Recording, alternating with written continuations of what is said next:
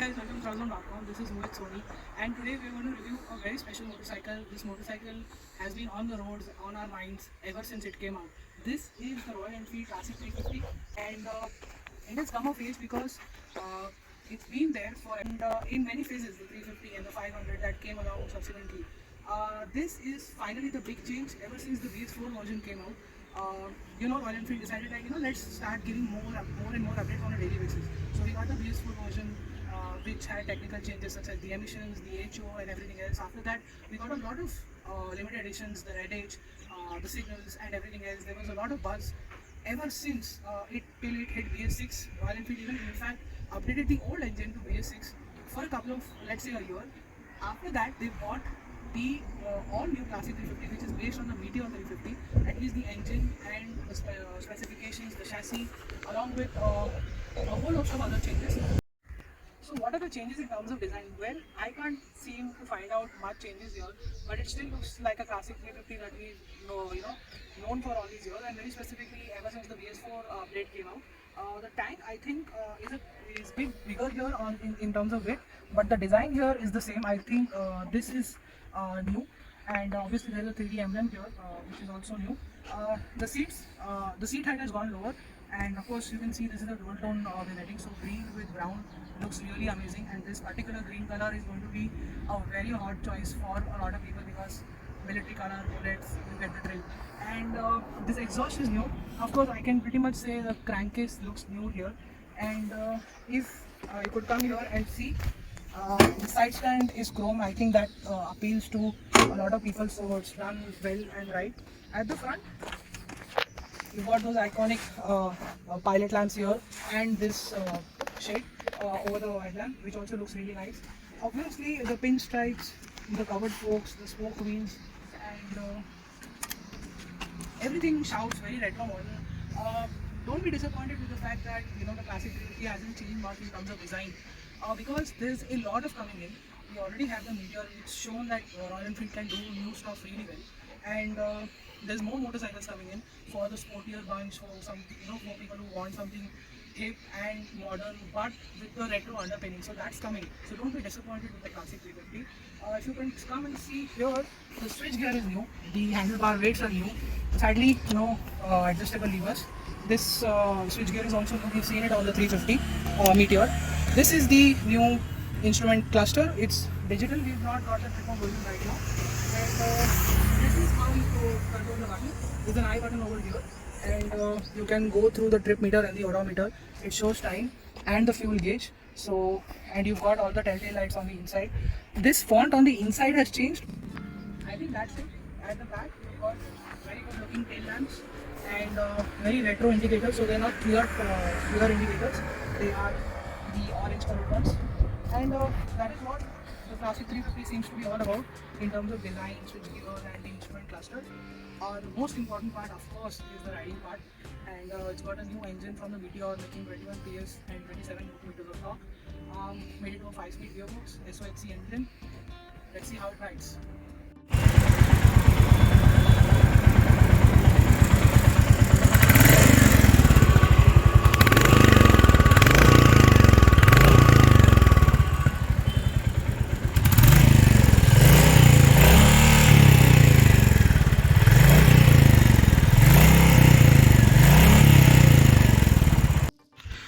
So we are riding the Classic 350.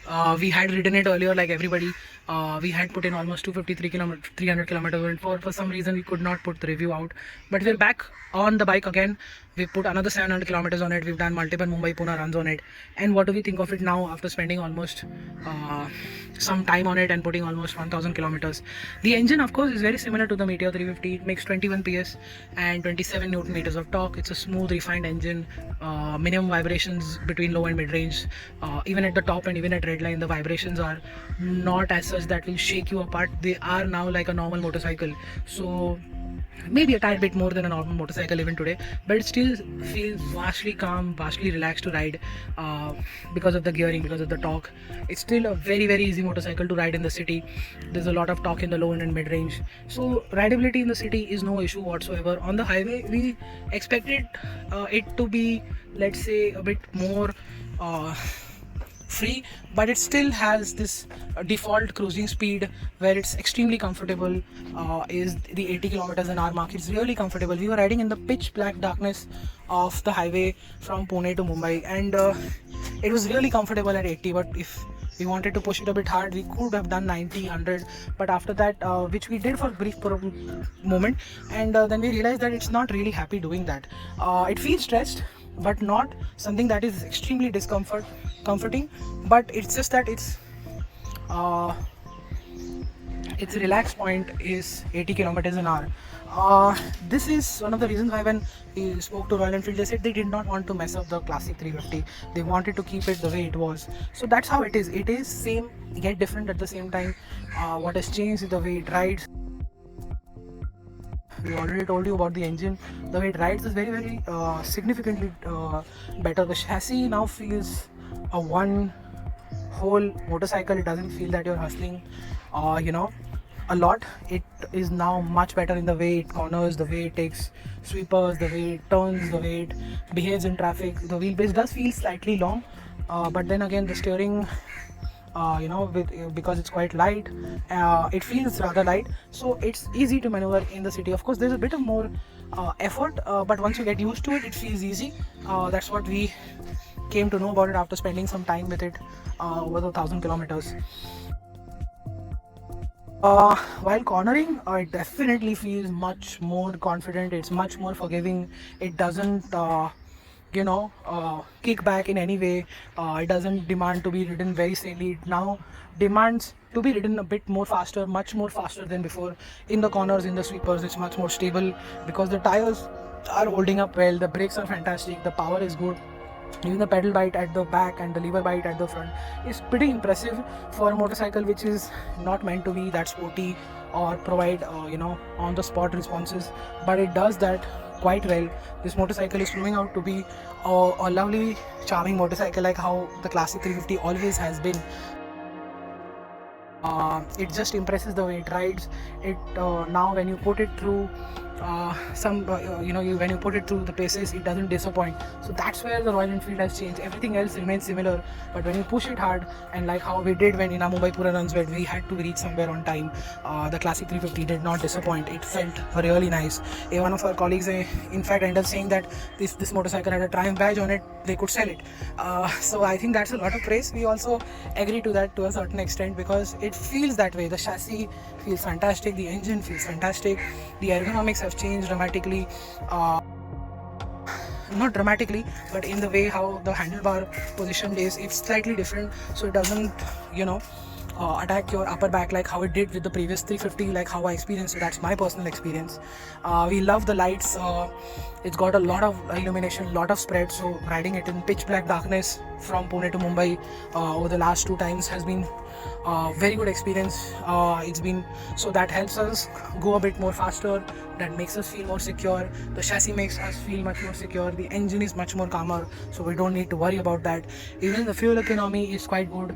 We've been getting 35 kilometers despite pushing it between 80 to 100 from time to time. So I think that's a fantastic number to get in times where fuel prices are through the roof.